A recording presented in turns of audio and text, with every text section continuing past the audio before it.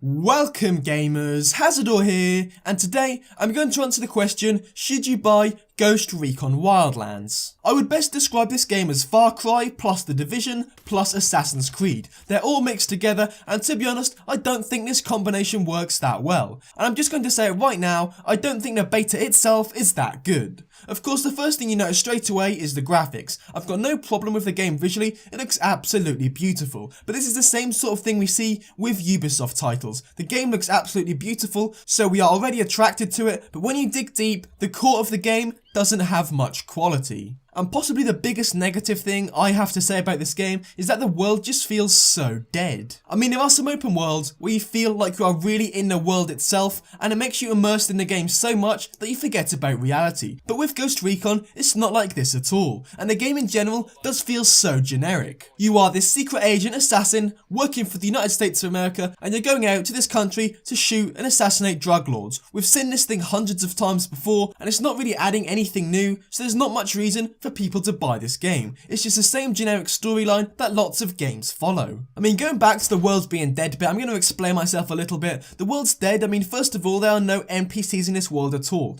Not from the beta that I've played anyway. You can't really interact with anybody. There's no one in the world trading materials with you so you can buy new weapons off them, stuff like this. There's few wildlife, there's some goats running around, some pigs, but in general, it doesn't even feel like a real world. For me anyway, I didn't feel immersed in the world whatsoever. The missions as well are so repetitive. It's literally drive here, get your drone out, spot a lot of enemies, you now have x-ray vision, assassinate a few targets, go in there, pick up a document or interrogate someone, get something, take a photograph, stuff like this, and get back out to the next mission. As I've said again, this is what I've played in the beta anyway, but the game's coming out very soon. This is basically the full game, isn't it? They're not going to change the missions this much, and the missions themselves are so repetitive. It's just going to be the same thing again and again, but Ubisoft aren't really a stranger to repetitive activities in their games. And another thing I was massively disappointed with in terms of the missions themselves is that there's not multiple ways to approach it. You can go in there using stealth of course, but when I tried to go in there all guns blazing, the game just fell apart. The game mechanics aren't really that good,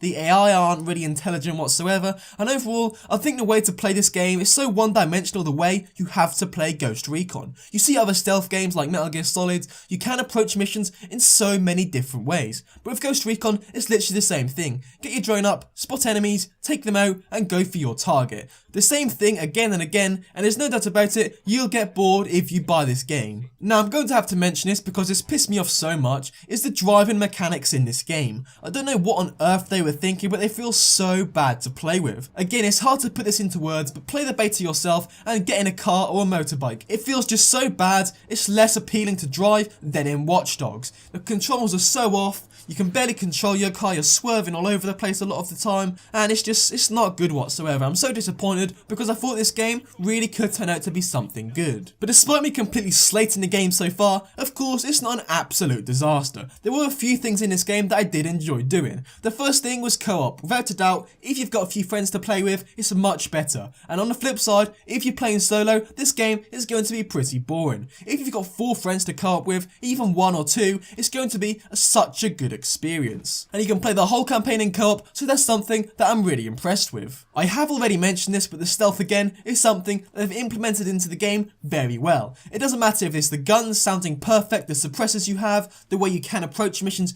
in the stealthy way. I've already mentioned the other ways are pretty much non-existent, but the way you approach missions in a stealth way is something that is so satisfying. There seems to be a very wide range of weapons you can use, sniper rifles, assault rifles, pistols, you name it, you can use it in Ghost Recon. And one thing that I really do enjoy is the third/first person way this game works. You're in third person almost all of the time, but when you aim down your sights, you go into first person. And I think that is so good. If this game was first person or third person all the way through, I think that would have hurt it quite a lot. But the fact that you can switch from one to the other almost instantly is absolutely amazing, and it's just one of the best things about this game without a doubt. Another thing I noticed is that the world is absolutely massive. You're not going to get from one side to the other very quickly at all, but again the activities you do in this world are very repetitive. And the last thing I'm going to mention that is so good is the customization. The amount of customization you have to your character is so deep, much better compared to games like for example The Division. And now let's get to the verdict. Should you buy Ghost Recon Wildlands? I just do not think you should whatsoever. I did have this game pre-ordered and I'm going to cancel it when I pick up Horizon Zero Dawn in a few days.